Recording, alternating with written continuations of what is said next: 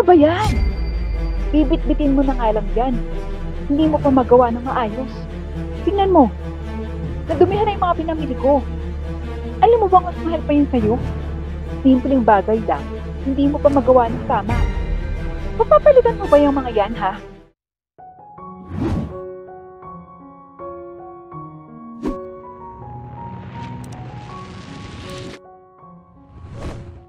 Ano ba, Linda? Simpleng utos ko lang. Hindi mo pa magawa ng maayos. Gusto mo talaga na high blood ako, no? Galit na sigaw ni Maribel sa katulong niya at hinampas ito ng jar. Malitas siya ang naitimplan nitong juice. Ang utos niya kasi ay buko juice. Pero mango juice ang dinala nito. Sorry ma'am, gagawa na lang po ulit ako. Paghingi ng pasensya ng katulong. Huwag na. Mag-impake ka na dahil tanggal ka na sa trabaho. Lumayas ka na sa harapan ko. Galit na sigaw ni Maribel.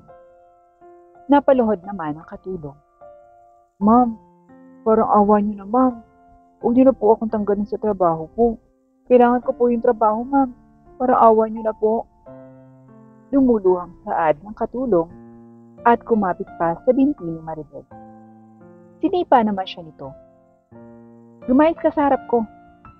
Hindi ko kailangan ng tangang katulong na katulad mo. Ano pang hinihintay mo? Umalis ka na. Ayoko nang makita pa yung pagmumukha mo. Sige naman na po, ma'am. Parang awa niyo na po. Huwag niyo po akong tanggalin sa trabaho. Pagmamakaawa ng katulong. At napuno na si Maribel. Kumuha siya ng pera sa wallet niya at isinampali yon sa katulong. Ayan, isaksak mo sa baga mo yung pera na yan. Pero umalis ka na sa harapan ko. Guard! Palabasin yung ang pesting to. Galit na utos ni Maribel. Dumating naman ang mga guard at binampot ang umiiyak na katulong. Napaupo na lamang si Maribel sa sofa at napasintilong. Wisit na babaeng yun. Ginagalit talaga ako. Wisit! Galit na saad ni Maribel. Manang Imelda, igawa mo nga ako ng merienda. Utos ni Maribel sa isa pang katulong. Opo, ma'am. Kinuha na lang Maribel ang cellphone niya at tinibang ang sarili doon. Mayaman ang pamilya ni Maribel. Ipinanganak siya sa mayamang pamilya, kaya't lahat ng gusto niya, simula pagkabata ay nakukuha niya. Isang kumpas lang ng kamay niya, ay nagagawa na niya ang lahat ng gusto niya. Lumaki siyang spoiled at matapobre. Mababa ang tingin niya sa mga taong hindi kasing yaman niya. Parang langaw lamang ang tingin niya sa mga ito. Mabait lang siya sa mga taong mapera katulad niya. Masama ang ugali ni Maribel. Parang hayop ang trato niya sa mga katulong nila at sa mga trabahador ng pamilya nila.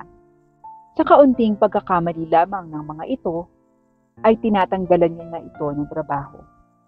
Wala man lang siyang awa sa mga ito. Mainis lang siya ng kaunti, ay sinasaktan niya rin agad ang mga ito.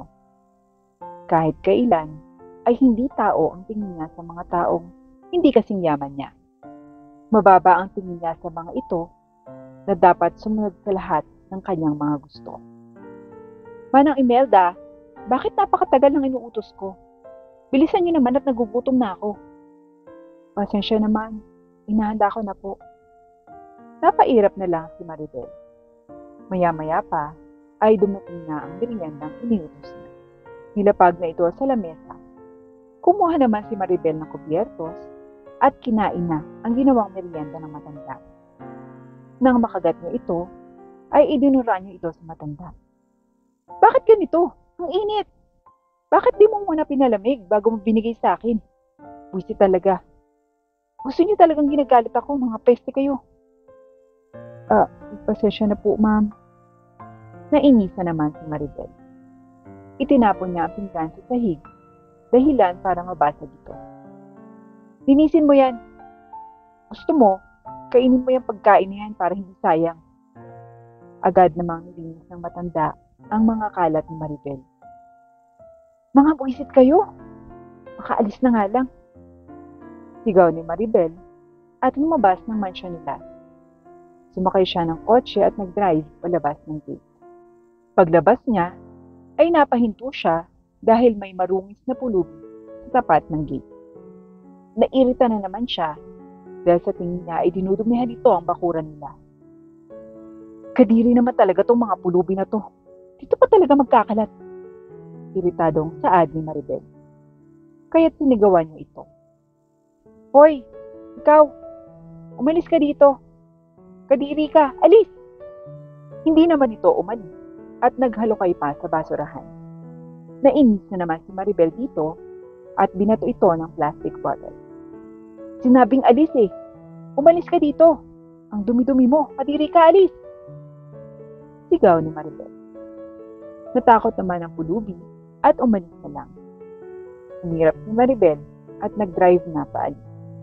Kinabukasan ay naimbitahan si Maribel sa isang engrandeng party. Agad naman niyang tinanggap ang imbitasyon dahil mula iyon sa isa sa mga kilalang tao sa kanilang lugar. Sigurado siya na makakasaluma niya ang mga kapwa niyang mayayaman kaya't dapat ay maayos at maganda siya para magustuhan siya ng mga tao doon. Magandang oportunidad din kasi iyon para makahanap siya ng mayaman na maaaring maging nobyo niya.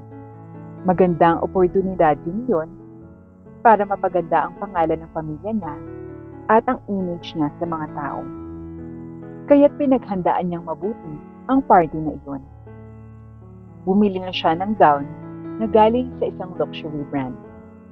Mga kumikinang na alahas na diamond ang pendant. At kumuha pa siya ng mga makeup artist para ayusin siya. Manang Imelda, bilisan mo naman kumilos. Hindi pa ako tapos mag-shopping. Marami pa tayong bibilin. Iritadong utos ni Maribel sa katulong. Sandali lang po, ma'am. Ang bigat na po kasi ng mga dala ko. Ang dami niyo na pong pinamili. Nainis naman si Maribel sa sinabi nito. Wala akong pake. Trabaho mo yan. Kaya gawin mo ng maayos. Bilisan mo. Marami pa akong bibilin. Puro ka reklamo dyan. Sigaw ni Maribel dito. Wala namang nagawa ang matanda, kundi sundin ito. Ayaw niya kasi magalit ang amo niya dahil tiyak na tatanggalan siya nito ng trabaho sa oras na magalit ito. Kaya't hanggat maaari ay hindi niya ito ginagalit. Pumasok sila sa isang luxury brand na shop at doon ay namili ng mga designer bag si Maribel na nagkakahalaga ng malaki. Wala siyang pakialam sa halaga. Basta ang naiisip niya lang ay ma-impress ang mga tao sa a-attenda niyang party. Pagkatapos mamili, ay ipinabitbit niya ang mga ito sa katulong niya na napakarami ng dala. Wala siyang pakialam kung bigat na nga ito. Ang mahalaga ay ingatan nito ang mga pinamili niya. Habang naglalakad sila, ay hindi na makalakad ng maayos ang katulong dahil sa dami ng dala nito at mabigat na rin para sa kanya ang kanyang mga bitbit. Hanggang sa tuluyan itong bumagsak sa sahig at nahulog ang mga pinamili ni Maribel. Agad namang nagalit si Maribel sa matanda. Ano ba yan? Bibit-bitin mo na nga lang yan. Hindi mo pa magawa ng maayos. Tingnan mo. Nadumihan na yung mga pinamili ko. Alam mo bang mas mahal pa yun sa'yo? Simpleng bagay lang, hindi mo pa magawa ng tama. Papapalitan mo ba yung mga yan, ha? Galit na sigaw ni Maribel dito. Pasensya na po, ma'am. Ang bigat na po kasi ng mga dala ko. Aayusin ko na po. Pasensya na po talaga, ma'am. Kinuha naman ni Maribel ang isang shopping bag na may laman at inihampas iyon sa katulong. Sumasagot-sagot ka pang hampas lupa. Mapapalitan mo ba yung mga pinamili ko? Kahit buhay mo pa ang kapalit, hindi mo babayaran ng mga pinamili ko. Dahil isa kang hampas lupa. Galit na galit sigaw ni Maribel at pinaghampas pa ang katulong. Wala namang nagawa ang katulong kung hindi tanggapin ang bawat hampas sa kanya ng kanyang amo. Hindi alam ni Maribel ay pinagtitinginan na siya ng mga taong nakapaligid sa kanila. Ang ilan ay binivideohan pa ang pananakit na ginagawa niya sa katulong hanggang sa napansin niya na ang mga tingin ng mga tao. at lalo siyang nagalit. Anong tinitingin-tingin niyo dyan, mga hampas lupa kayo? Mind your own business, sigaw ni Maribel sa mga ito. Tumingin siya sa kanyang katulong. Kumilos ka na dyan at bitbitin mo yung mga pinamili ko. Bilisan mo, kung hindi, matatanggalan ka ng trabaho. Pagbabanta ni Maribel ito. Agad namang kumilos ang matanda at pinulot ang mga nahulog na gamit. Mamahalin ang mga ito at alam niya na kahit buong buhay niya ang kapalit, ay hindi niya mapapalitan ng mga ito. Pero hindi pa rin yung sapat na dahilan para saktan siya ng amo at ratuhin na parang hayop. Tao din siya na nagkakamali at napapagod. Hindi siya isang robot. May nararamdaman din siya. Pero wala siyang magagawa dahil kailangan niya ang trabaho nang may maipakain sa kanyang pamilya. Kahit gusto niyang magreklamo sa amo niya, ay hindi niya magagawa dahil isa lang siyang hamak na katulong. Araw na ng party at naghahanda na si Maribel. Marami siyang hinar na tao para maayos at maganda siya sa party. Ayusin niyo yung pag-makeup sa akin. Gusto ko, ako ang pinakamaganda sa party. Utos ni Maribel sa mga makeup artist na kinuha niya. Maraming kumikilos para kay Maribel. May nagmamanicure sa kamay at pati pedicure din. May nagme-makeup. May nag-aayos ng buhok niya. Habang siya ay nakaupo lang sa silya at hinahayaan ng mga hinar niya na gumawa ng lahat. Ilang oras din bago natapos ang pag-aayos sa kanya. Tininan niya ang sarili sa salamin. Nasiyahan naman siya dahil napakaganda niya. Napakaganda niya nga, ngunit bulok naman ang kanyang ugali. Sumakay na siya sa kotse at nag-drive papunta sa venue. Pagdating niya doon, ay talaga namang napaka-engrande ng party. Elegante ang mga bisita. Magaganda at bongga ang mga dekorasyon. Maraming mga bisita at halatang mayayaman ang mga ito. Natuwa naman si Maribel dahil kapwa niya mayayaman ang mga tao dito. Inayos niya ang sarili at nagpaganda. Kailangan niyang maging maganda para ma-impress ang mga bisita sa party. Muli niyang inisip ang kanyang pagkakataon na makahanap ng mayaman na nobyo at para mapaganda ang pangalan niya.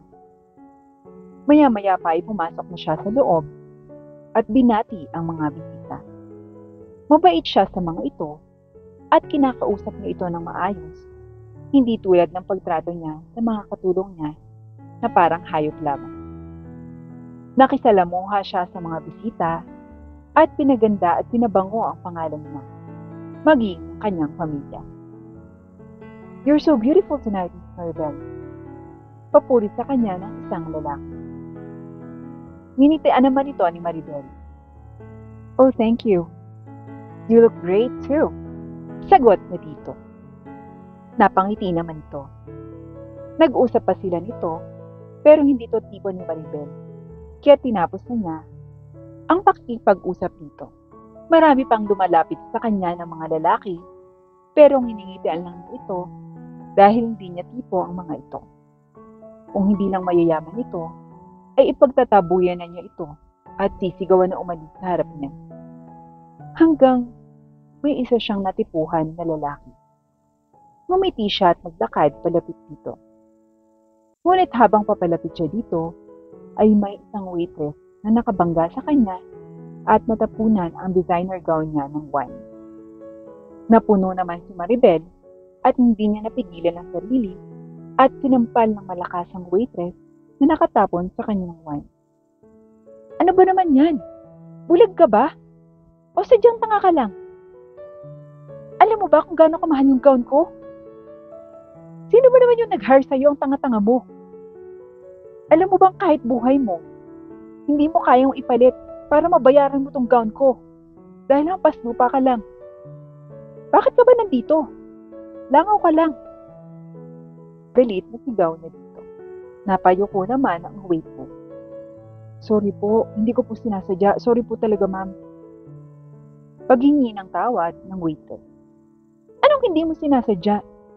Ang sabihin mo, boba, inutil. sigaw ni Maribel at sinabunutan pa ito. Nakatingin ang lahat ng bisita sa kanya at pinag-uusapan na siya. Inawat naman siya ng mga staff. "Ma'am, tama na po ma'am. Wala po tayong karapatang saktan siya." Pag-awat ng isang staff. Tumaas naman ang kilay ni Maribel. "At bakit? Sino ka para may alam dito? Kayo, mga hampas lupa kayo. Kaya ko kayong durugin. Mga langaw lang kayo. Ikaw, alam mo ba pwede kitang tanggalan ng trabaho? Ha? Ikaw tatanga-tanga ka." Galit na sigaw ni Maribel at binuro pa ito. "Hindi niyo magagawa yun, ma'am." Saad ng staff. "At bakit naman, ha?" Galit na tanong ni Maribel. "Because I'm Micaela Tadashi." Sagot ng waitress. Napakunot naman ang noo ni Maribel.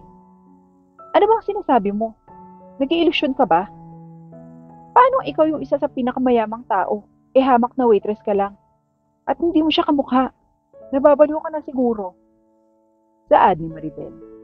Nagulat naman ang lahat nang magtanggal ito ng disguise sa kanilang harapan. Nagbalat kayo lamang pala ito bilang isang waitress. Nanlaki ang mga mata ni Maribel. Isang malaking pagkakamali ang nagawa niya. "Miss Maribel, I can't believe na totoo yung mga rumors na kumakalat tungkol sa iyo. Masama pala talaga ang ugali mo." Nanlumo naman si Maribel dahil alam niyang sirang-sira ang kanyang imahe at ang kanilang pangalan. "No, it's not what you think. I'm sorry, okay? Nadala lang ako ng emosyon ko. I'm so sorry." "No, it's too late, Maribel. Hindi makatao ang ugali mo. Mababa ang tingin mo sa mga taong hindi mo kapantay. Mabait ka lang kapag mapera ang isang tao. I hope you will learn your lesson." Saad nito at tinalikuran na siya. No, I'm so sorry, I'm sorry. Please, it's not what you think." Pagpupumilit pa ni Maribel, pero hindi na siya pinansin dito. Nanlumo na lamang si Maribel. Napatingin siya sa mga bisita at pakiramdam niya'y nanghuhusga ang mga tingin nila sa kanya. Hindi na kinaya ni Maribel ang hiya, kaya't nanakbo na lang siya paalis. Hindi nagtagal ay naging controversial ang nangyayari sa party. Halos lahat ng tao ay pinag-uusapan siya kung gaano kasama ang ugali niya. Dahil sa nangyari, ay nasira ang pangalan ng pamilya niya at isa-isang nag-back out ang mga business partners ng kanilang kumpanya. Ngayon, ay unti-unti na silang naghihirap. Hanggang sa tuluyan ng na-bankrupt ang pamilya nila at kinuha na ng bangko ang lahat ng kanilang mga ari-arian. Ngayon, ay sa lansangan na lang siya natutulog. Naluha na lamang si Maribel dahil naging mahirap na siya at pinandidirihan na siya ng mga tao. Siguro, iyon ang naging karma niya.